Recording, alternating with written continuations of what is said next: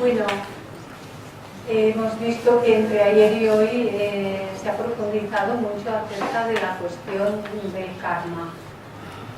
Muchos de nosotros, y creo que casi se podría decir que todos nosotros en algún momento de nuestras vidas nos hemos preguntado qué era karma, no exactamente qué era. Oímos la palabra cuando se abrieron las puertas de Occidente, de Oriente hacia Occidente, y entonces empezó a irrumpir mucho del conocimiento que había estado vedado y nos llegó como una palabra casi exótica. Pero han pasado muchos años y hemos leído acerca de ello. Aún así, se repite con frecuencia, pero bueno, y explicar muy bien qué es karma. Y encontramos en las obras de la sociedad teosófica, o la teosofía en general, de una forma más amplia, que hay mucha información.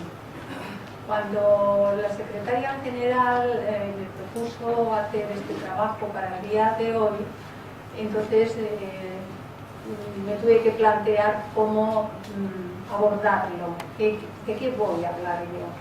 Todos nosotros hemos tenido algunas constataciones en nuestras propias vidas de la ley de causa y efecto.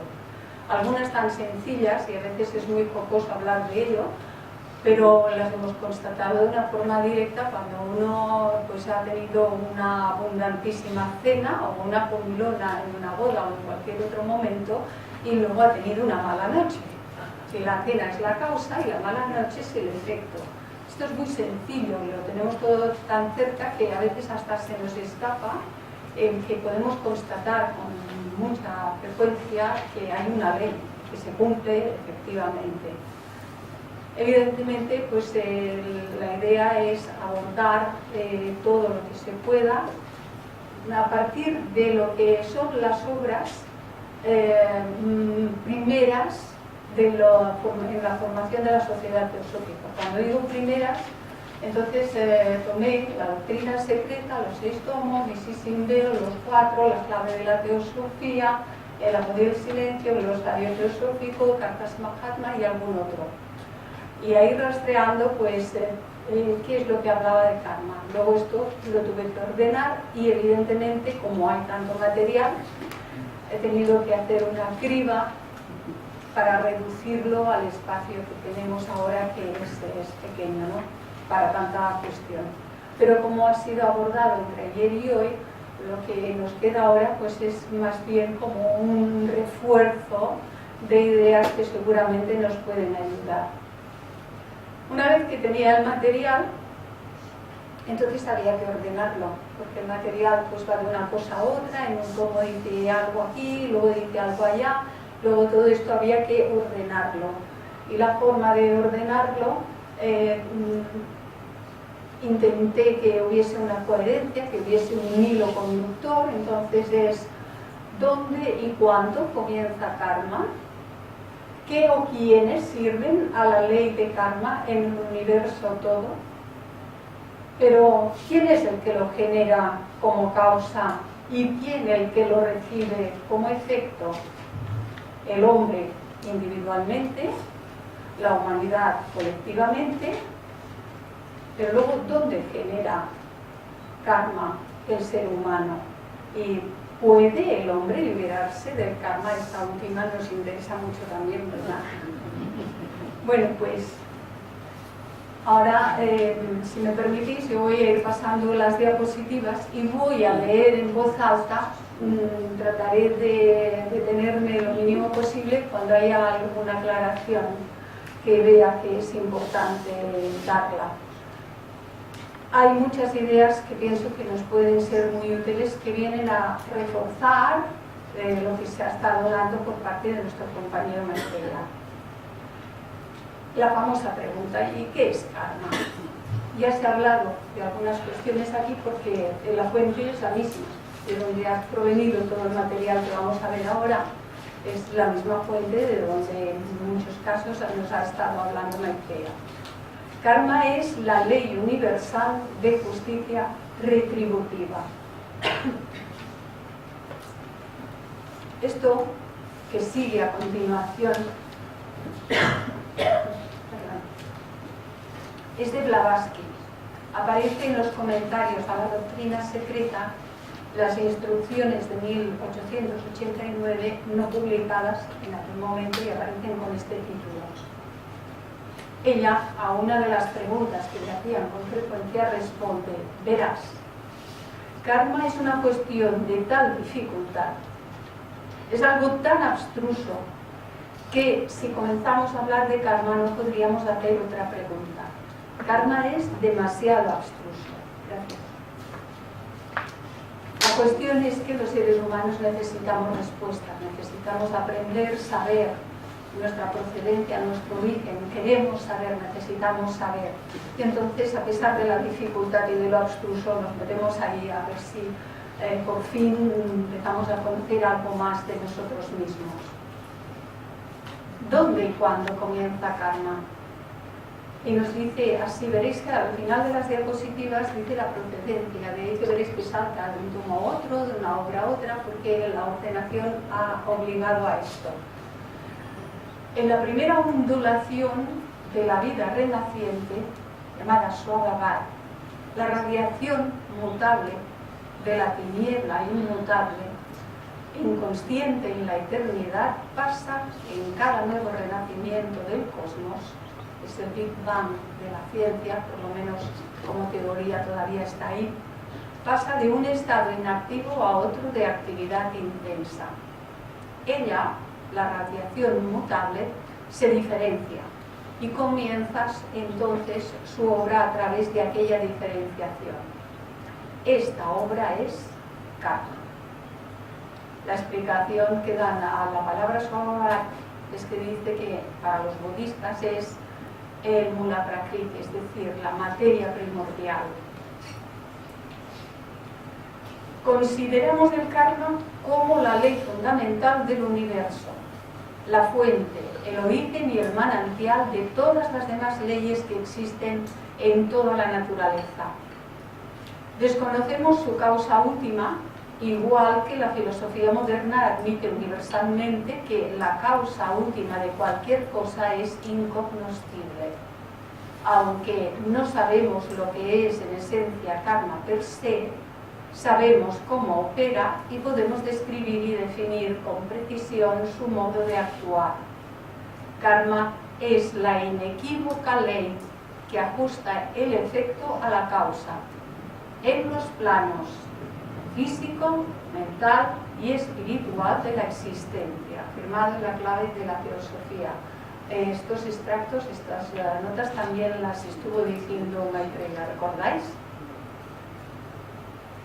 El dibujito es significativo, ¿eh?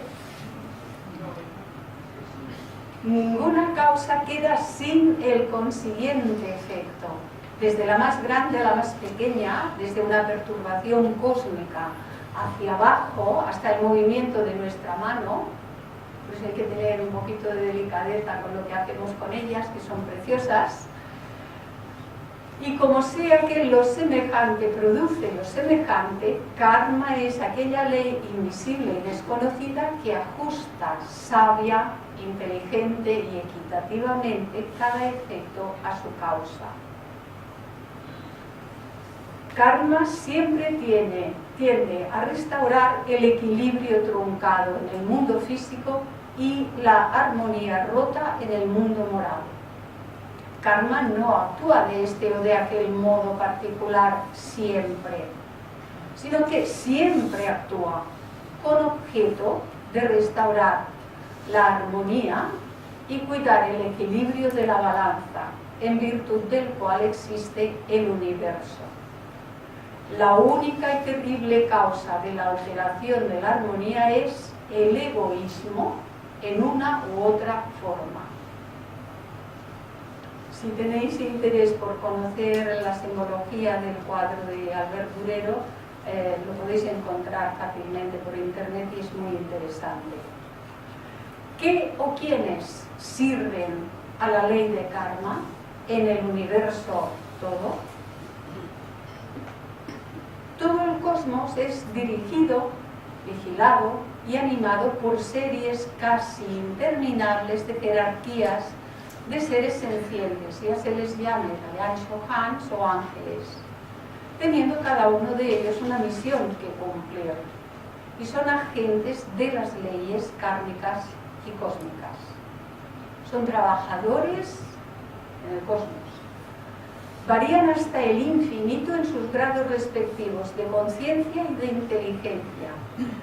El nombre de Diane Chohans es un término genérico para todos los devas o seres angélicos. De ahí que no se puede decir estos sí son y aquellos no son. Es un nombre genérico. Una de estas series de jerarquías son los Lipika. Los Lipika se hallan relacionados con el karma, siendo sus registradores directos. Los ajustadores o asesores del destino que cada hombre se forja. Son los espíritus del universo. Pertenecen a la parte más oculta de la cosmogénesis, acerca de la cual no se puede hablar aquí. Es muy curioso, dice acerca de la cual no se puede hablar aquí. ¿Sí? Los Lipika son una jerarquía muy elevada. Algunas veces oímos hablar los Lipika de aquí, los Lipika para allá, como si supiésemos algo de los Lipika. Para muchos de nosotros.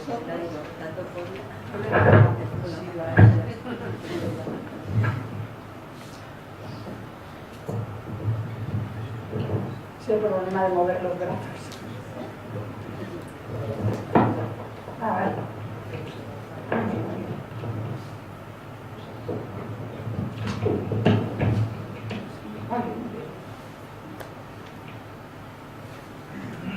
A veces hablamos de algunas de estas jerarquías o incluso de los maestros como si compartiésemos mesa y mantel con ellos, y no es nada de todo esto, es mucho más serio y hay que mencionarlos en su caso, como es ahora, y otros, pero con un respeto total y absoluto.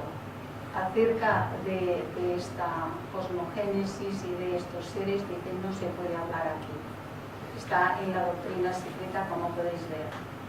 En la antigüedad, el símbolo universal del conocimiento sagrado y secreto era un árbol, lo cual significaba también una escritura o un registro. De aquí la palabra Lipika, los escritores o escribientes.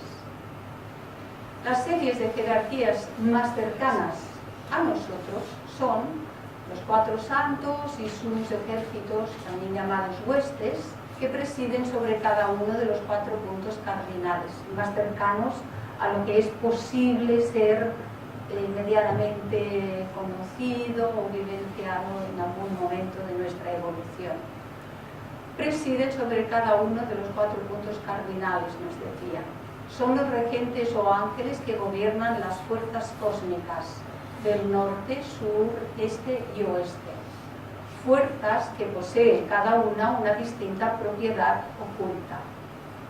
No es el regente quien castiga o premia, sino el hombre mismo, sus acciones o karma, atrayendo individual o colectivamente, como sucede a veces en el caso de naciones enteras, toda clase de males y calamidades. No son los ángeles ministros ni protectores. Doctrina secreta, tomo primero. No son ministros ni protectores, ni son tampoco heraldos del Altísimo, y todavía menos los mensajeros de la cólera de ningún dios, tal como los creados por la imaginación humana. Apelar a su protección es una necedad tan grande como la de figurarse que se puede alcanzar su simpatía gracias a cualquier especie de propiciación, pues ellos, lo mismo que el hombre, son los esclavos y criaturas de la ley kármica, cósmica, inmutable. El cuadro es interesante por la siguiente razón de lo que dice el texto. En la hilera de más abajo se encuentran una serie de figuras que han sido modeladas así, con las alas y tal, por la imaginería de los artistas, en nuestro caso de la tendencia de la religión judeo-cristiana, ¿no? Los llamados ángeles. Veremos que hay 1, 2, 3, 4, 5, 6 y una última que se pierde ahí, 7 hileras.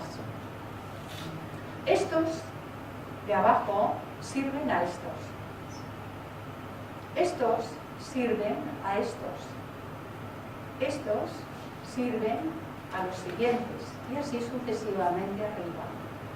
Pero ninguno de ellos está a las órdenes de lo que tiene por debajo de sí mismo. Esto nos tiene que dar la idea de cómo van las jerarquías a servir a las peticiones de los hombres, cuando han de servir a lo que tienen por encima de sí mismos.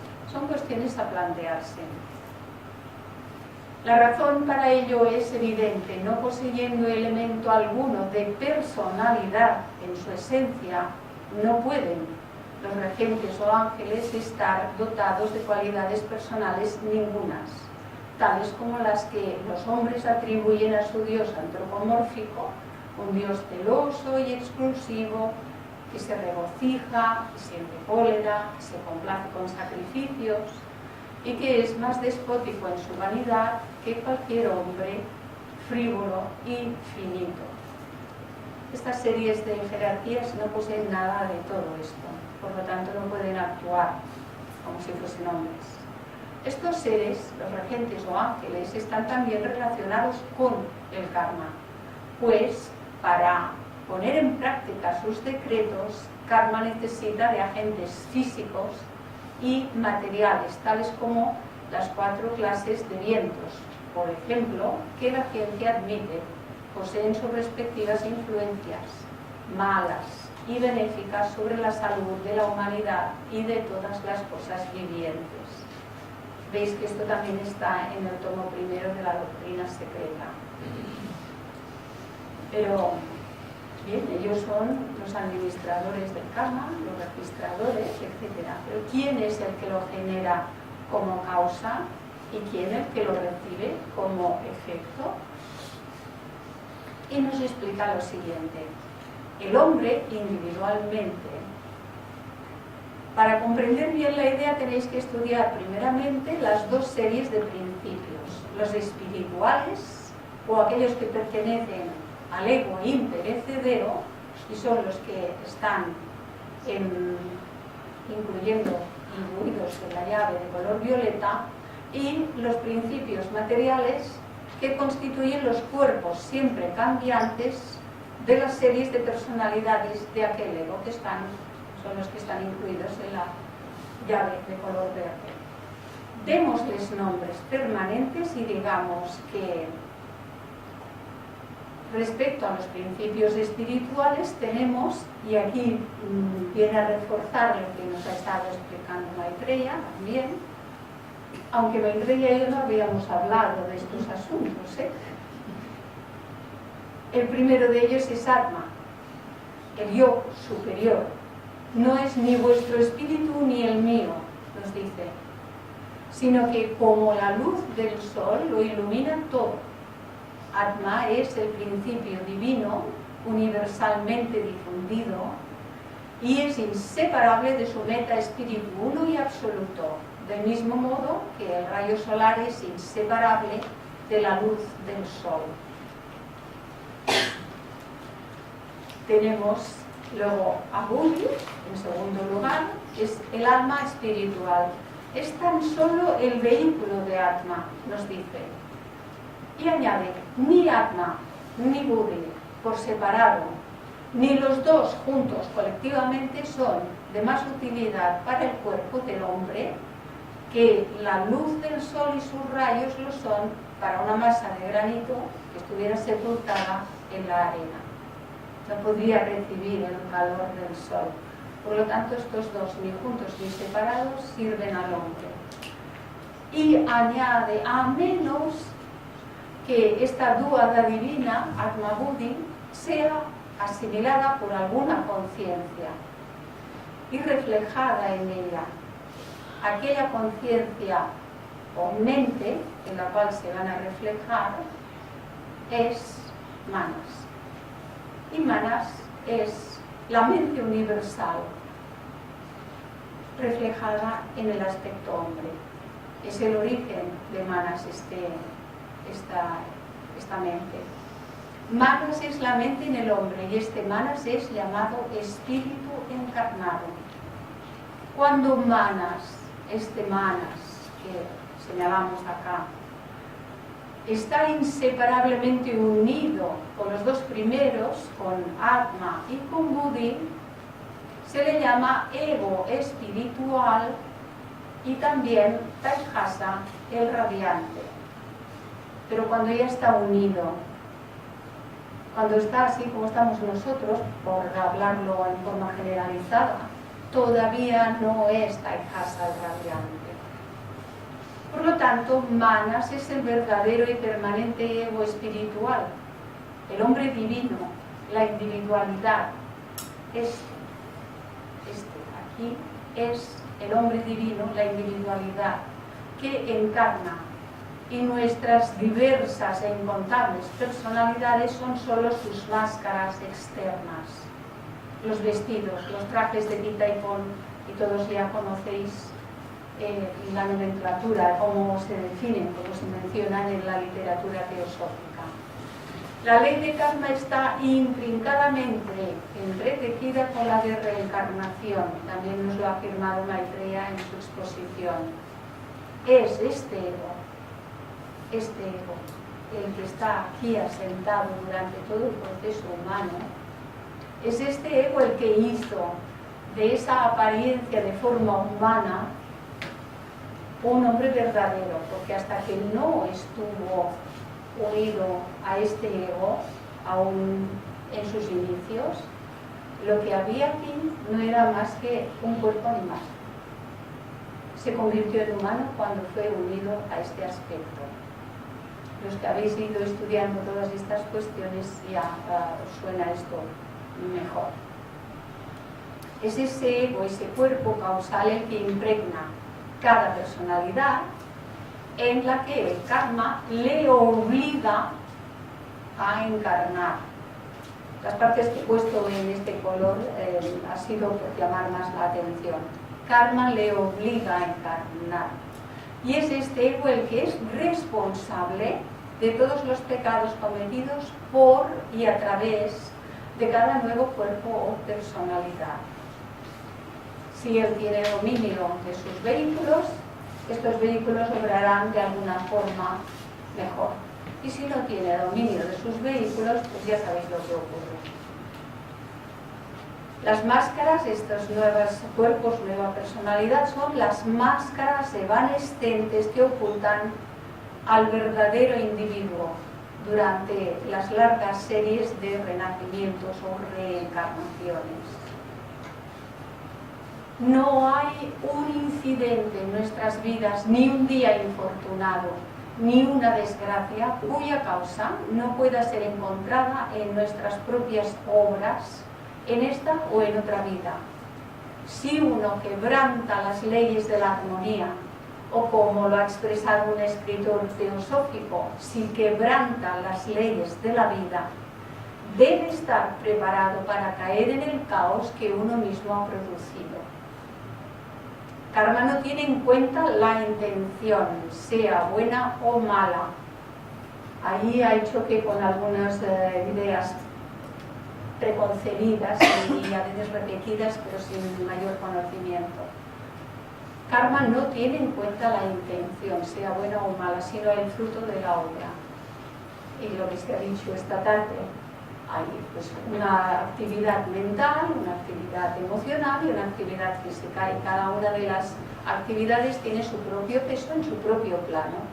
Hay una vibración que se establece cuando pensamos de una determinada manera o de otra, una vibración que se establece cuando sentimos de una determinada manera o de otra, y nuestras acciones y palabras también tienen vibración. Volvemos a los Lipika, los llamados Lipika, los registradores del gran libro kármico, constituyen una barrera infranqueable entre el yo impersonal, volvemos otra vez a la idea del ego espiritual, una barrera entre el yo impersonal, nómeno y origen padre, y el ego personal, hijo del primero. Las personalidades que encarnan son hijas de este aspecto superior. Es el aspecto superior, aquello que realmente somos, el que impulsa a los renacimientos para seguir experimentando. Por ello, ni Atma ni Buddhi son nunca alcanzados por karma. ¿Por qué? No es aquí donde se generan las causas, es de aquí para abajo donde se generan las causas, y es en el lugar donde se generan causas donde se producen los efectos. La humanidad colectivamente, a veces tenemos que tener en consideración que no hay solo el karma colectivo. Uno piensa siempre en yo, ¿qué me va a pasar a mí? Esto es bueno, esto es malo, ¿por qué a mí? Pero hay un compartir con todo y con todos. Tenemos una responsabilidad porque compartimos absolutamente todo. Y nos habla precisamente ahora de este aspecto, de alguna manera, ¿no? Hemos encontrado en ocasiones en los libros que karma también es llamado karma némesis. Este nombre se le daba antiguamente, proviene de Grecia, al aspecto negativo del karma, porque además es que del positivo nadie se queja. Cuando las cosas nos van bien, nadie dice, oye, ¿seré yo merecedora o merecedor de tanta cosa buena? De esto no se queja nadie. Pero cuando vienen cosas negativas, entonces uno empieza a cuestionar y a preguntar qué pasa con esto. Y nos explica en la doctrina secreta, en el tomo segundo, karma némesis no tiene atributos. La temida diosa, es llamada así este aspecto, es absoluta e inmutable como principio. Somos nosotros, las naciones, los individuos, los que la ponemos en acción y la impulsamos en una dirección, en su dirección. Karma némesis es el creador de las naciones y de los mortales. Pero una vez creados, son ellos los que la convierten en una furia o en un ángel que recompensa. No un ángel de la jerarquía, sino el aspecto simbólico de su acción. Y a ver qué cosa más buena esto, es angélico. Imprudentes aquellos que creen que pueden hacer propicia a la diosa por medio de cualesquiera sacrificios y oraciones, o hacer que su rueda se aparte del sendero que ha tomado.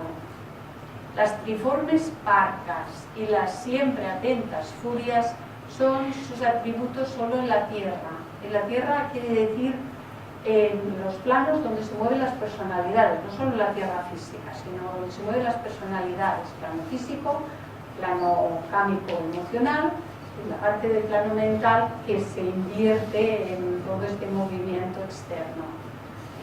No hay vuelta posible de los senderos trillados por sus ciclos. Aunque esos senderos son de nuestra propia concepción, pues somos nosotros, colectiva o individualmente, los que las preparamos. En la mitología romana, como podéis ver en el cuadro, eran llamadas parcas, en la griega eran llamadas moiras, en la escandinava las llamaban normas, pero se referían a estos aspectos. No serían los procesos de karma inescrutables si los hombres trabajasen en unión y en armonía en lugar de la desunión y la lucha. Si tuviésemos conocimiento real, o por lo menos una convicción firme, de que nuestros prójimos no se esforzarían en hacernos daño más de lo que nosotros pensásemos en hacérselo, las 2/3 partes del mal que hay en el mundo se desvanecerían. Y esto afirmado en el tomo segundo de la doctrina secreta, por lo tanto ya tiene una serie larga de años. En la mitología romana se las conoce como furias, en la griega como erinias, y son personificaciones femeninas de la venganza, que perseguían a los culpables de ciertos crímenes.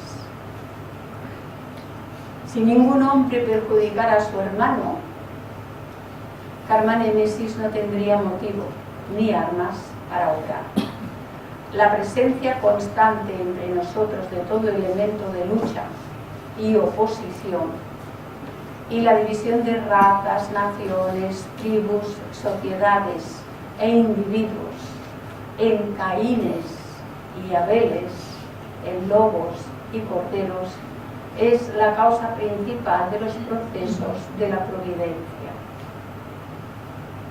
Esto también tiene los mismos años, está en el tomo segundo, pero a día de hoy el mundo, no sé si decir que está igual o decir que incluso está peor.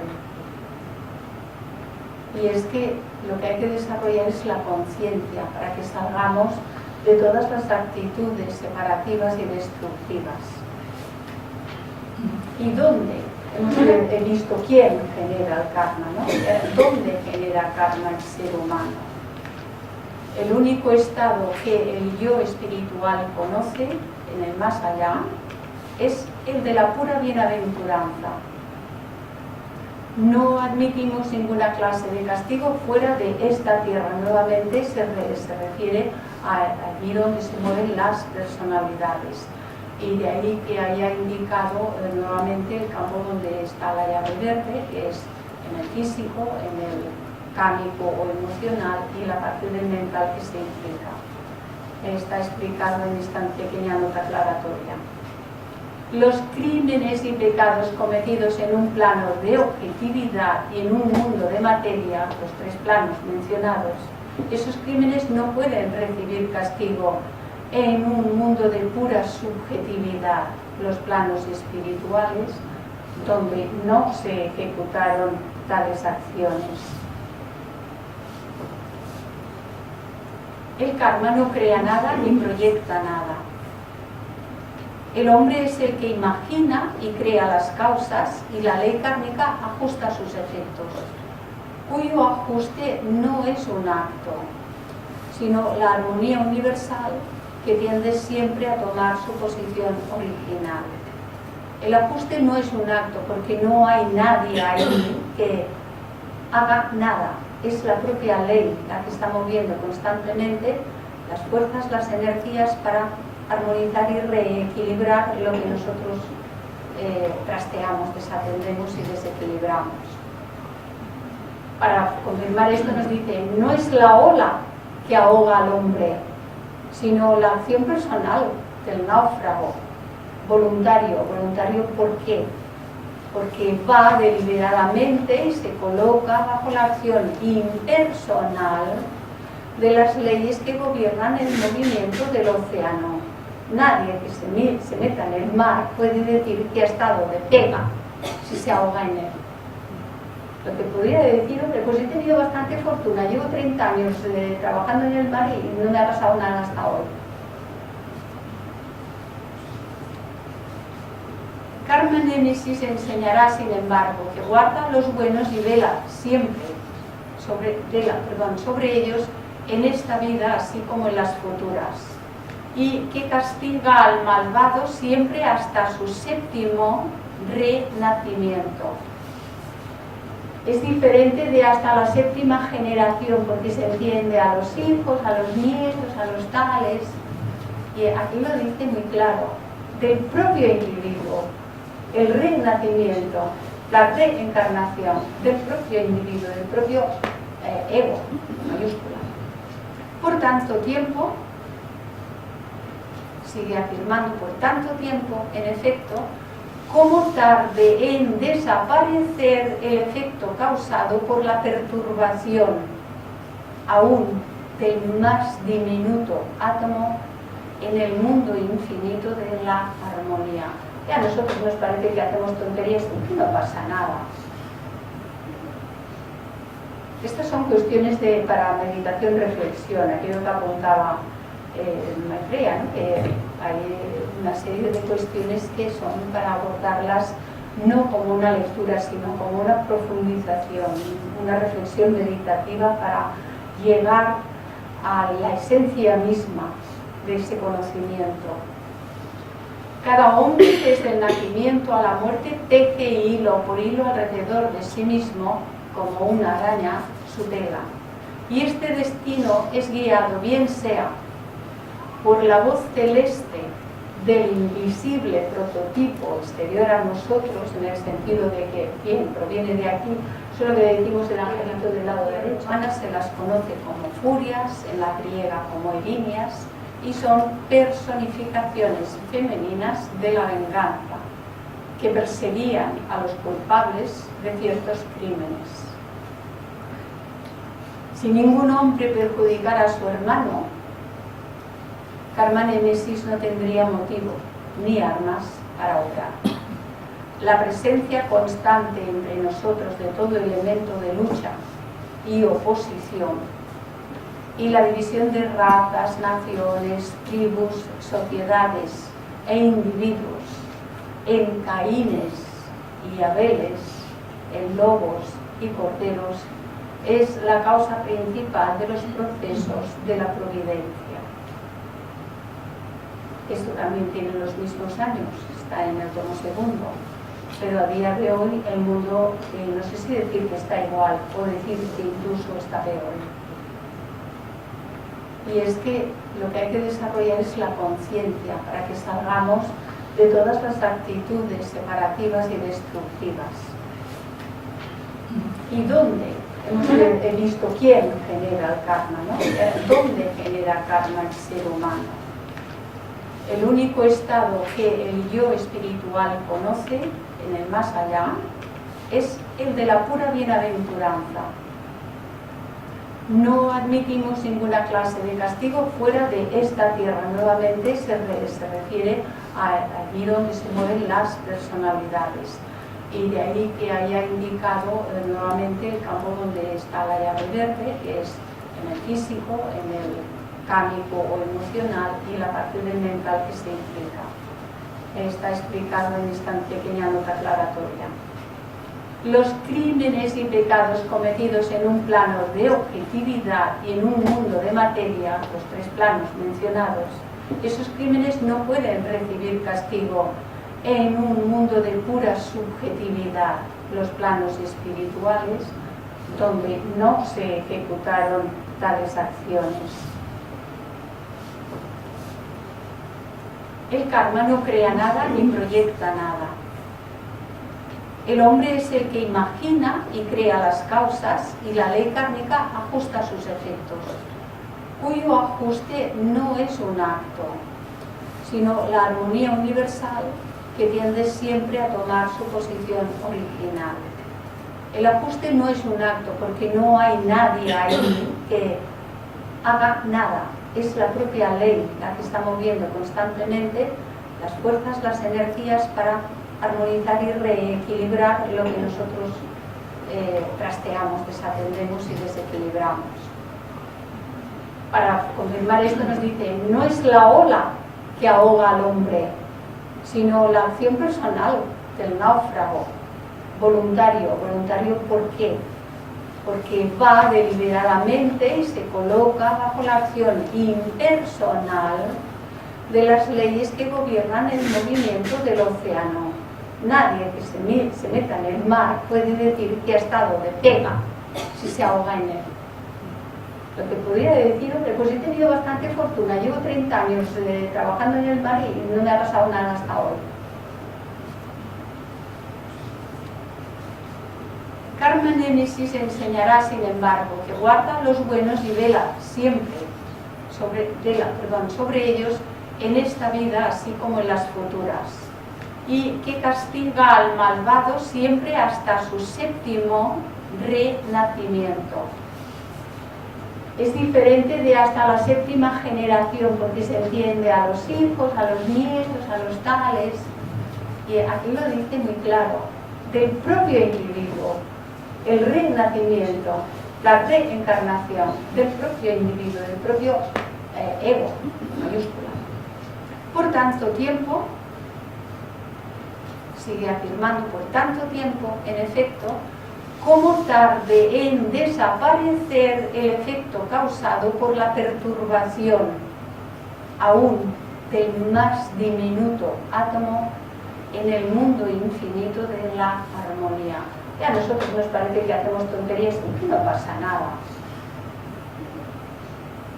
Estas son cuestiones para meditación, reflexión, aquello que apuntaba Maitreya, ¿no? Que hay una serie de cuestiones que son para abordarlas no como una lectura, sino como una profundización, una reflexión meditativa para llegar a la esencia misma de ese conocimiento.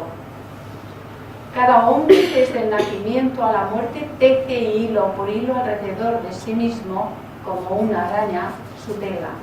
Y este destino es guiado, bien sea por la voz celeste del invisible prototipo exterior a nosotros, en el sentido de que, bien, proviene de aquí, eso es lo que decimos el angelito del lado derecho, lo que decimos, lo decimos de alguna forma, ¿no?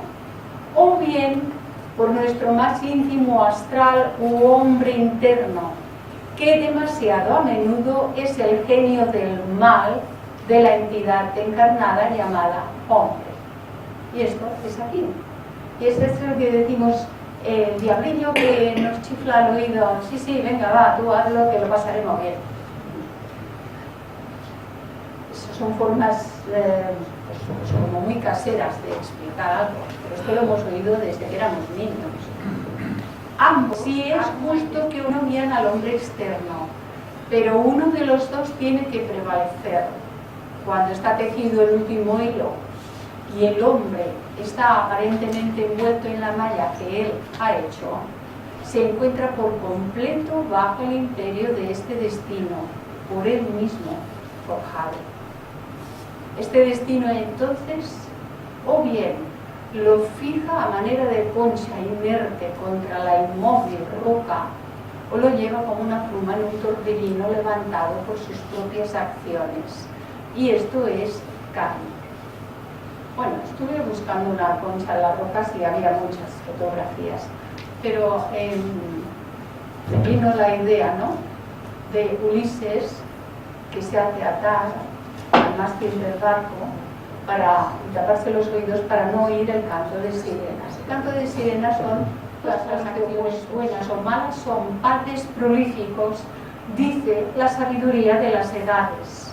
Cuando el ego emerge de nuevo para asumir una nueva encarnación, karma, con su ejército de skandhas, espera en el umbral. A los skandhas también los ha mencionado Maitreya.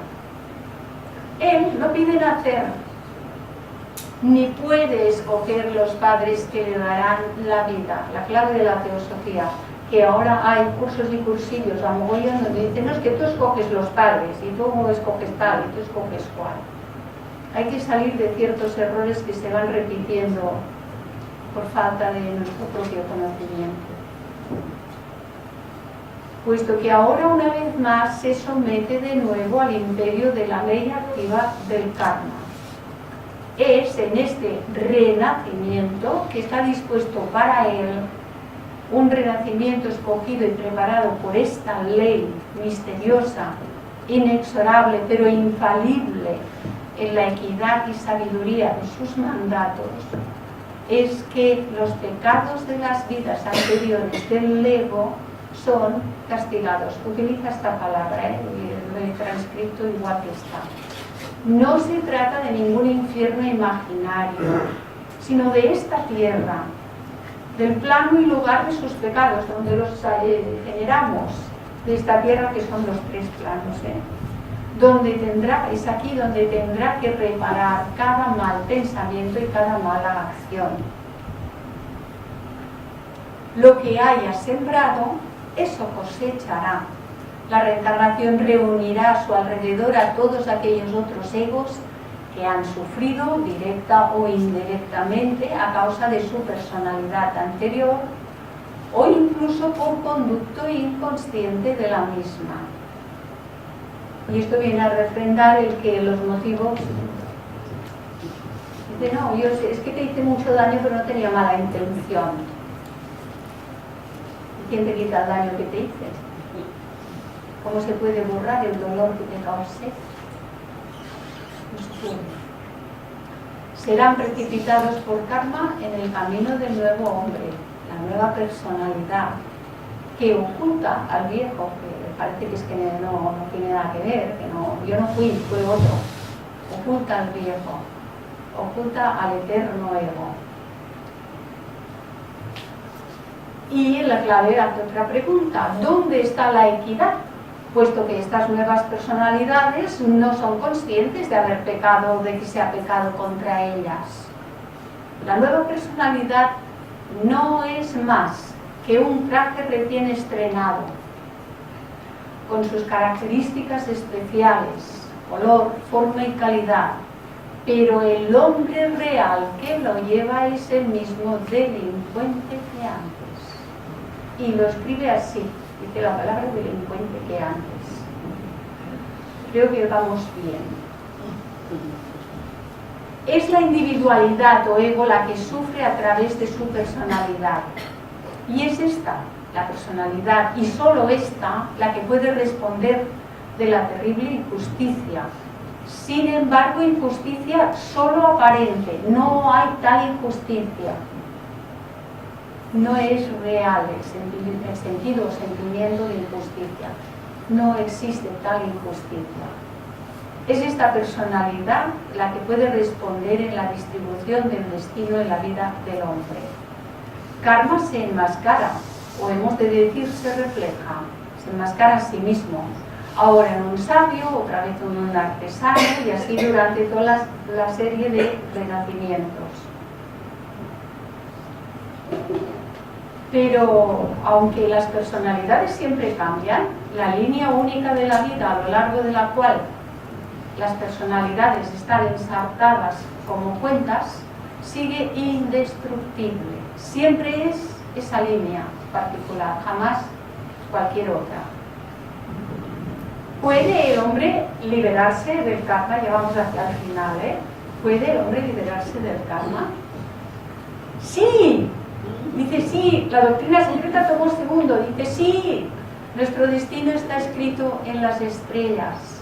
Solo que cuanto más estrecha sea la unión entre el prototipo celestial, el ego espiritual y su reflejo mortal, el hombre, personalidad, cuanto más estrecha sea esa unión, tanto menos peligrosas son las condiciones externas y las reencarnaciones subsiguientes, a las que ni Budas ni Cristos pueden escapar. Y nosotros quisiéramos escaparnos por cualquier agujerillo, que no nos tocase el karma, que no nos pasase nada. No se puede escapar. El hombre ha de cosechar lo que sembró, lo quiera o no lo quiera. El hombre es un agente libre durante su estancia en la tierra, y esto ya no vamos a entrar porque lo ha explicado muy bien Maitreya, ¿no? El sentido de libertad es parcial y está restringido según el momento evolutivo que vivimos. No puede el hombre escapar a su destino dominante, pero puede elegir entre dos senderos que le conducen en aquella dirección. Y puede él llegar al pináculo de la desgracia si tal le ha sido decretado por karma, ya sea con los blancos ropajes de nieve del mártir. Ese sería el resultado kármico de acciones pasadas cuando era más ignorante que ahora. Y ahora lo vive como mártir porque está preparado para hacer una donación de sí mismo sin poner ninguna clase de oposición. Eso sería karma. O cambio de color porque la diferencia es muy significativa, o con las manchadas vestiduras de un voluntario de los procedimientos inicuos, porque nadie está obligado por karma a hacer el mal. El mal lo hacemos por ignorancia porque somos egos jóvenes, pero el karma no obliga a nadie a hacer el mal. En todo caso recibe el mal que sembró, pero no le obliga a hacerlo. Una cuestión que también se ha debatido en preguntas y que mucha gente tiene muy confundida. Todo esto porque hay condiciones externas e internas, condiciones que incluyen la edad evolutiva del ego, que está en encarnación, y el karma individual y colectivo. Esta es una pequeña nota que añadí porque me pareció que era importante. Todas estas condiciones que afectan a la determinación de nuestra voluntad sobre nuestras acciones, y en nuestro poder está el seguir cualquiera de los dos senderos. Nosotros elegimos un dibujillo, pero que era bastante clarificador, ¿no? Este estado de cosas durará hasta que las intuiciones espirituales del hombre estén completamente despiertas. Y esto no tendrá lugar hasta que no desechemos del todo nuestros groseros vestidos de materia, hasta que principiemos a actuar desde adentro en lugar de seguir siempre los impulsos de afuera, impulsos producidos por nuestros sentidos físicos y por nuestro cuerpo egoísta y grosero. Maitreya nos ha estado explicando muy bien acerca de esto. Hasta entonces, los únicos paliativos para los males de la vida son la unión y la armonía, una fraternidad in actu y el altruismo no únicamente de nombre. La supresión de una sola causa mala suprimirá no uno, sino muchos malos efectos. Y si una fraternidad o aún varias fraternidades no pueden impedir que las naciones se degüellen mutuamente en ocasiones, sin embargo, la unidad de pensamiento y de acción y las investigaciones filosóficas en los misterios del ser, esa lectura meditativa, reflexiva, que profundiza, que indaga acerca de los orígenes del ser y de todas las cuestiones elevadas, cualquiera de ellos siempre impedirán a algunas personas crear causas adicionales de desdicha en un mundo tan lleno ya de mal y de dolor. Y esto parece que esté escrito de hace una hora, un ratillo, ¿no? Es tan vigente hoy como cuando fue escrito por la señora Blavatsky. La mujer o el hombre a quien el karma coloca en medio de pequeñas y sencillas obligaciones, sacrificios y bondades, se elevará por medio de ellas si las lleva a cabo con fidelidad hacia el mejor cumplimiento del deber, del sacrificio y de la caridad en beneficio de toda la humanidad, incluso estas, en beneficio de la humanidad. Esto que es dentro de casa se puede hacer en beneficio de la humanidad. Es un estado de ¿qué mejor sendero hacia la iluminación que usted busca que la diaria conquista del yo, que la perseverancia a pesar de la falta visible de progreso psíquico, que el enfrentarse a la desgracia con aquella serena fortaleza que se convierte en ventaja espiritual? Las cartas Mahatma, la 68. Karma no ha envuelto sus decretos en la oscuridad intencionalmente para confundir al hombre, ni castiga al que ose investigar sus misterios. Investigar, no trastear como el aprendiz de brujo en los laboratorios, que son dos cosas que también se confunden.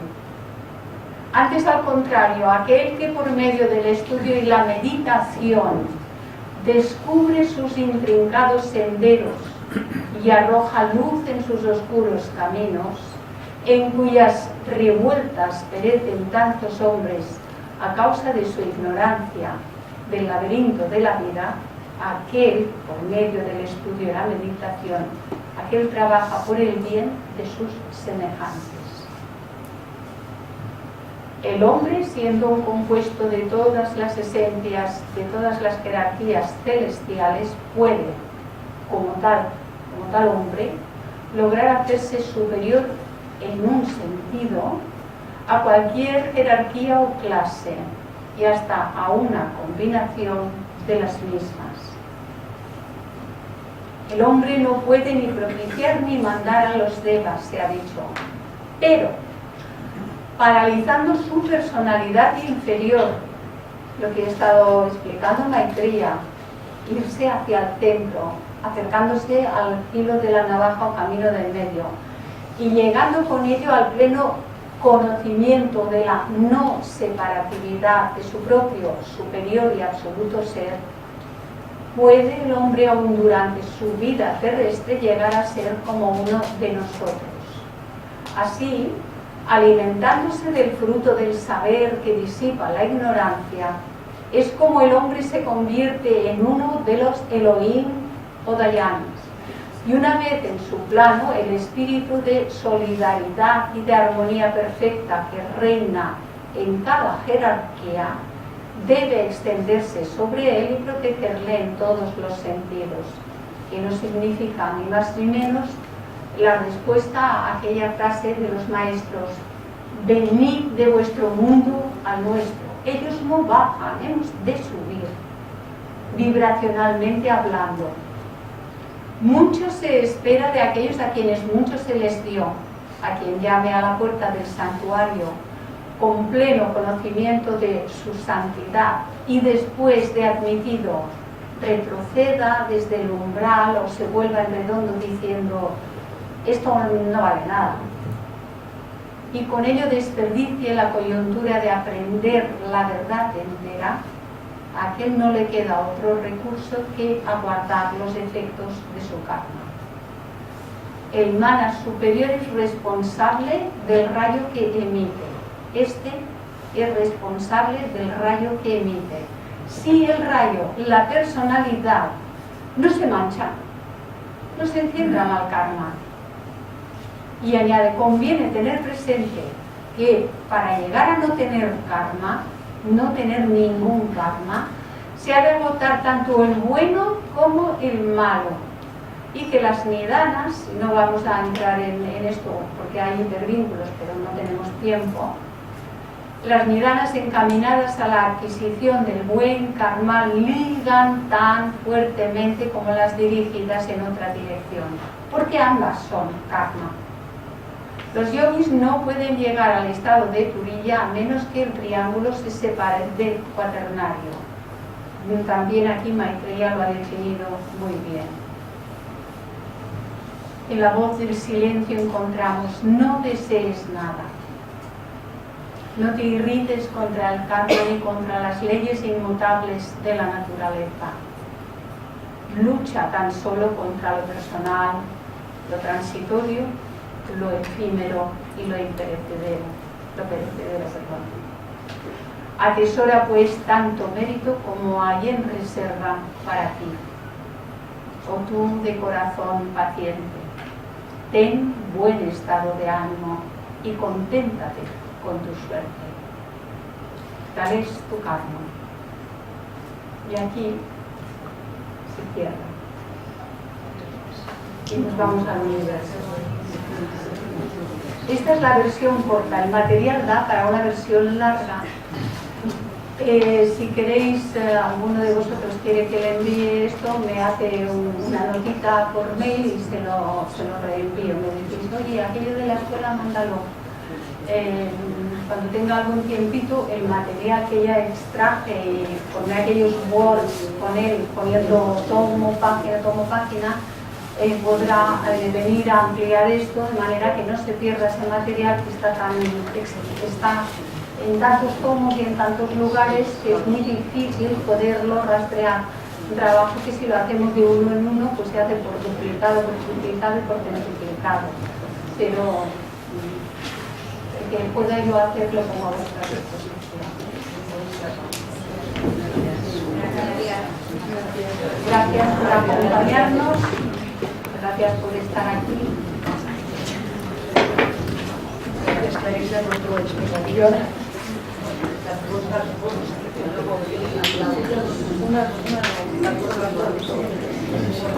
por estar aquí. Gracias por tu trabajo.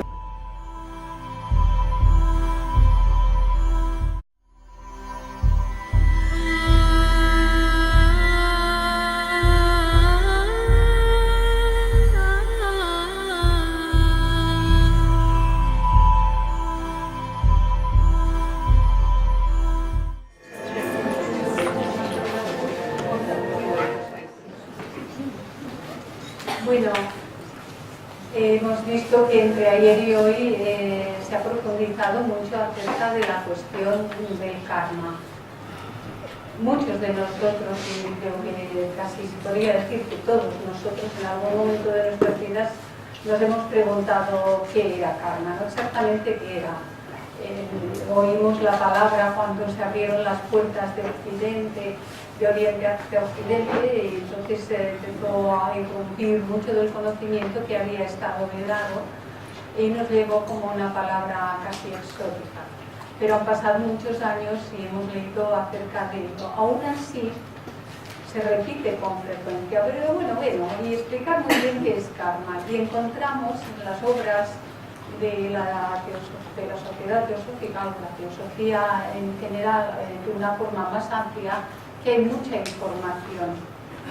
Cuando la secretaria general me propuso hacer este trabajo para el día de hoy, entonces me tuve que plantear cómo abordarlo, de qué voy a hablar yo.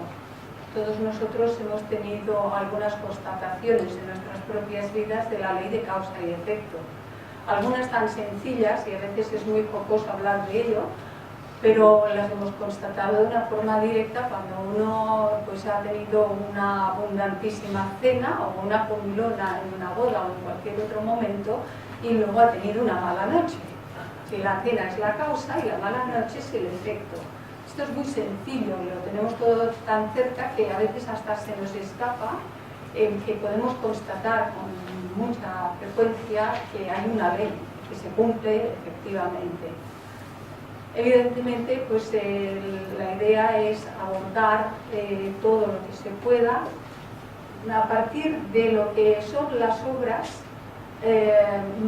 primeras en la formación de la sociedad teosófica. Cuando digo primeras, entonces tomé la doctrina secreta, los 6 tomos, Visíssim Velo, los 4, la clave de la teosofía, el amor del silencio, el glosario teosófico, cartas Mahatma y algún otro.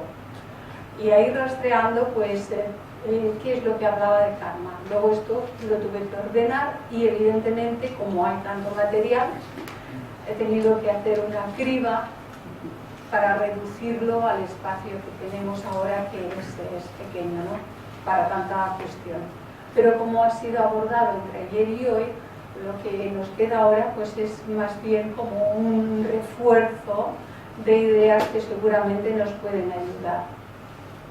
Una vez que tenía el material, entonces había que ordenarlo, porque el material pues va de una cosa a otra, en un tomo dice algo aquí, luego dice algo allá. Luego todo esto había que ordenarlo. Y la forma de ordenarlo, intenté que hubiese una coherencia, que hubiese un hilo conductor. Entonces es dónde y cuándo comienza karma, qué o quiénes sirven a la ley de karma en el universo todo, pero quién es el que lo genera como causa y quién el que lo recibe como efecto. El hombre individualmente, la humanidad colectivamente, pero luego ¿dónde genera karma el ser humano? ¿Y puede el hombre liberarse del karma? Esta última nos interesa mucho también, ¿verdad? Bueno, pues más grande a la más pequeña, desde una perturbación cósmica hacia abajo hasta el movimiento de nuestra mano. Pues hay que tener un poquito de delicadeza con lo que hacemos con ellas, que son preciosas. Y como sea que lo semejante produce lo semejante, karma es aquella ley invisible y desconocida que ajusta sabia, inteligente y equitativamente cada efecto a su causa. Karma siempre tiende a restaurar el equilibrio truncado en el mundo físico y la armonía rota en el mundo moral. Karma no actúa de este o de aquel modo particular siempre, sino que siempre actúa con objeto de restaurar la armonía y cuidar el equilibrio de la balanza, en virtud del cual existe el universo. La única y terrible causa de la alteración de la armonía es el egoísmo en una u otra forma. Si tenéis interés por conocer la simbología del cuadro de Albert Durero, lo podéis encontrar fácilmente por internet y es muy interesante. ¿Qué o quiénes sirven a la ley de karma en el universo todo. Todo el cosmos es dirigido, vigilado y animado por series casi interminables de jerarquías de seres sencientes, ya se les llame Dayan Chohans o ángeles, teniendo cada uno de ellos una misión que cumplir, y son agentes de las leyes kármicas y cósmicas. Son trabajadores en el cosmos. Varían hasta el infinito en sus grados respectivos de conciencia y de inteligencia. El nombre de Dayan Chohans es... Ahora, si me permitís, yo voy a ir pasando las diapositivas y voy a leer en voz alta. Trataré de detenerme lo mínimo posible cuando haya alguna aclaración que vea que es importante darla. Hay muchas ideas que pienso que nos pueden ser muy útiles, que vienen a reforzar lo que se ha estado dando por parte de nuestro compañero Maestela. La famosa pregunta, ¿y qué es karma? Ya se ha hablado de algunas cuestiones aquí porque la fuente es la misma, de donde ha provenido todo el material que vamos a ver ahora, es la misma fuente de donde en muchos casos nos ha estado hablando Maitreya. Karma es la ley universal de justicia retributiva.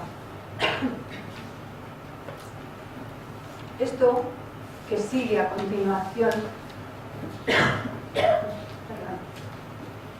es de Blavatsky. Aparece en los comentarios a la doctrina secreta, las instrucciones de 1889 no publicadas en aquel momento y aparecen con este título. Ella, a una de las preguntas que le hacían con frecuencia, responde: verás, karma es una cuestión de tal dificultad, es algo tan abstruso, que si comenzamos a hablar de karma no podríamos hacer otra pregunta. Karma es demasiado abstruso. Gracias.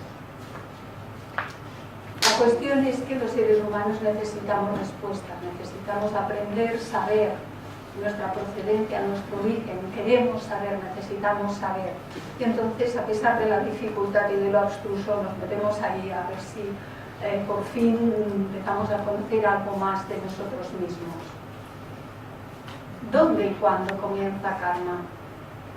Y nos dice, así veréis que al final de las diapositivas dice la procedencia, de ahí que veréis que salta de un tomo a otro, de una obra a otra, porque la ordenación ha obligado a esto. En la primera ondulación de la vida renaciente, llamada Swabhavat, la radiación mutable de la tiniebla inmutable, inconsciente en la eternidad, pasa en cada nuevo renacimiento del cosmos. Es el Big Bang de la ciencia, por lo menos como teoría todavía está ahí, pasa de un estado inactivo a otro de actividad intensa. Ella, la radiación mutable, se diferencia y comienza entonces su obra a través de aquella diferenciación. Esta obra es karma. La explicación que dan a la palabra Swabhavat es que dice que para los budistas es el mula prakriti, es decir, la materia primordial. Consideramos el karma como la ley fundamental del universo, la fuente, el origen y el manantial de todas las demás leyes que existen en toda la naturaleza. Desconocemos su causa última, igual que la filosofía moderna admite universalmente que la causa última de cualquier cosa es incognoscible. Aunque no sabemos lo que es en esencia karma per se, sabemos cómo opera y podemos describir y definir con precisión su modo de actuar. Karma es la inequívoca ley que ajusta el efecto a la causa en los planos físico, mental y espiritual de la existencia, afirmado en la clave de la teosofía. Estos extractos, estas notas también las estuvo diciendo Maitreya, ¿recordáis? El dibujito es significativo, ¿eh? Ninguna causa queda sin el consiguiente efecto. Desde la